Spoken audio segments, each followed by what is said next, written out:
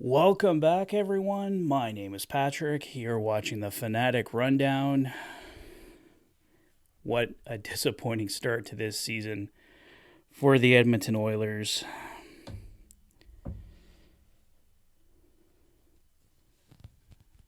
I thought I'd throw this in here. This is probably the most exciting thing you saw tonight if you were an Edmonton Oilers fan, is this bloody towel.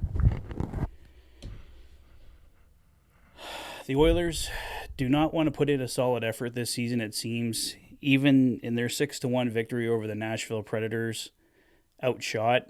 Jack Campbell got them that game. And tonight, another piss poor effort from the Edmonton Oilers. They lose 4-1 to the Philadelphia Flyers. The Flyers are 3-1 now, so I guess you can't say the Flyers are coming in having a bad start to the season. So they're not a pushover team by any stretch of the imagination, but the Edmonton Oilers, where they're at, they got to be able to come in and beat a team like the Philadelphia Flyers. My biggest concern earlier today was, and I think I mentioned it in the last Fanatic Rundown, is the Oilers taking on Carter Hart, and Carter Hart always seems to step up his game when he's playing the Oilers, but was Carter Hart even really the difference tonight? The Edmonton Oilers had 23 shots on goal. Don't get me wrong, Carter Hart made some good saves. Not saying he played a bad game by any stretch of the imagination, but the Oilers really did this to themselves. I do not know what is wrong with this team. We heard in the preseason before training camp, they were coming in. Well, we didn't hear this. We know they came in 2 weeks early. They were going to come in strong focus. This team is going for the Stanley Cup, and we don't need to have a huge overreaction. We're 4 games into the season. There's tons and tons of time to turn this around, but to come out and this is how you start the season with back-to-back losses to Vancouver, a 6-1 victory in which the score really flattered you. I was pretty happy with Game 3, especially after the efforts we saw in Games 1 and 2. Despite them badly outshooting Vancouver in Game 2, I was at that game, of course, at Rogers Place, and I don't know, it almost felt like even though the Oilers did badly outshoot the Canucks in that game, the Canucks really felt more in control, oddly enough. You wouldn't think when you're outshot 41-16 you're in control of a game, but the Oilers just never really seemed to have it in that game. In Nashville, they were definitely better, 6-1 win, but tonight it's right back to that piss poor effort. They ended up being outshot 33-23 tonight. They go 0 for 2 on the power play. They do keep the Flyers off the score sheet on the power play. The Flyers went 0 for 4. But of course, the Oilers give up a shorthanded goal. And oddly enough, you don't say this very often, but a very bad game from Connor McDavid. A giveaway from him led directly to one of the Flyers' goals. Zach Hyman, the only goal tonight for the Edmonton Oilers, so that was a bright spot. I thought that second line of Zach Hyman, Warren Foegele, and Ryan Nugent-Hopkins was looking good again tonight, but I imagine following this loss, we're probably going to see another roster shakeup before Saturday's game against Winnipeg, so I don't know if we're going to be keeping these lines or maybe Jay Woodcroft will stick with them, but after the effort tonight, I imagine we're going to see some changes, so how much do you want to blame Jack Campbell tonight? Probably some of them he could have had back, but the Oilers just didn't generate enough. They had their chances, and they scored 1 goal tonight. So basically, everything from the 2-1 goal on, it really didn't matter that Jack Campbell gave it up. I guess if he makes those saves. I mean, there was the shorthanded goal that the Flyers scored, definitely one that Jack Campbell wants back. If he saves that one, then maybe the Oilers can get some momentum off that, kind of turn the tide a bit. But yeah, seeing lots of comments here, guys. I can't get to them all there, but yeah, blame Bouchard, the latest one. There's a lot of blame to go around on this team. I think someone else was mentioning Connor Brown there. We really haven't seen much from Connor Brown yet.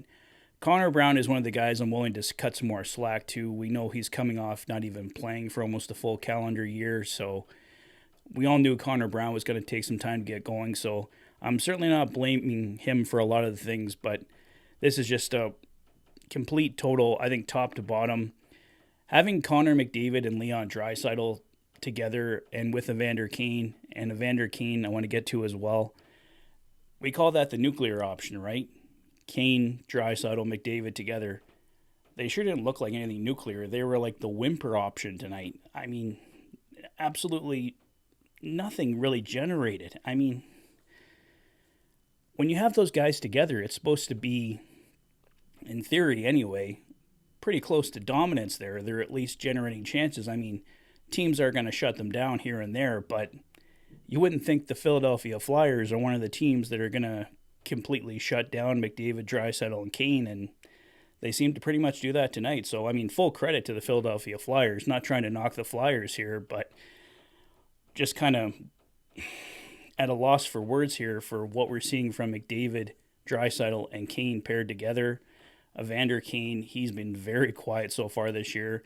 Like I said, we can't go too crazy overreaction. We're 4 games into the season, so the sky isn't falling yet, but for a team that has very high aspirations, we need to see much better efforts. I wouldn't be so upset if the Oilers were losing games like 3-2 and they were really close, but they just couldn't quite get it. The effort is not there. The Oilers in no way, shape, or form deserved to win this hockey game tonight. They got exactly what they deserved.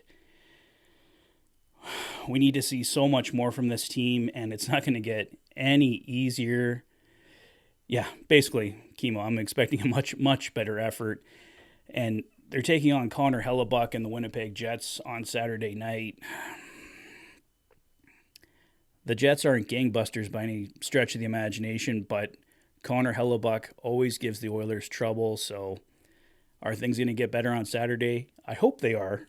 Toff and I are doing a Rig 72 live stream of that game, so you can watch the game with us, and hopefully it's a happy one, and we're talking in the chat about how great it is and not hopefully how bad it is. But I don't know, guys. Lots of guys struggle tonight. Connor McDavid, I hate to throw it out there because how many times does Connor McDavid win the game for the Edmonton Oilers, right? So I don't want to bag on him too much, but he was bad tonight. Who else are we looking at here? Flip it over here. Saw too many positives there. I was clearly on the Flyers section. Like Zach Hyman was a -2 tonight, despite scoring that goal. Leon Draisaitl -2. Ryan Nugent-Hopkins a -3. Connor McDavid only a -1, but Evan Bouchard a -3. Matthias Ekholm an unlikely -2.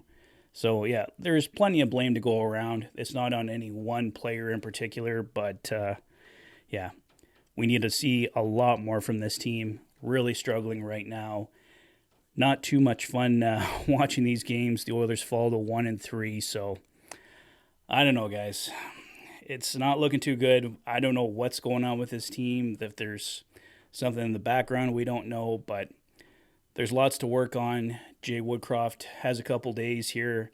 Next game on Saturday night, so hopefully the Oilers can get some good practices in, probably see some new line combinations, and hopefully they can work out some kind of way to get out of this funk because, like I've said a few times, we're only 4 games in, but you don't want to be pushing this too much further because bad starts can be really hard to come back from. The Oilers always seem to struggle in November and December, but we're getting that struggle right out of the way here early in October. So I think that's all I got to say on this one, guys. Let me know your thoughts in the comment section below. If this is your first visit to the channel and you like what you see, please consider Please consider liking and subscribing for all the latest Oilers content. You guys have been watching the Oilers Fanatic, especially on nights like tonight. Thank you for being a fan. I'll see you guys soon.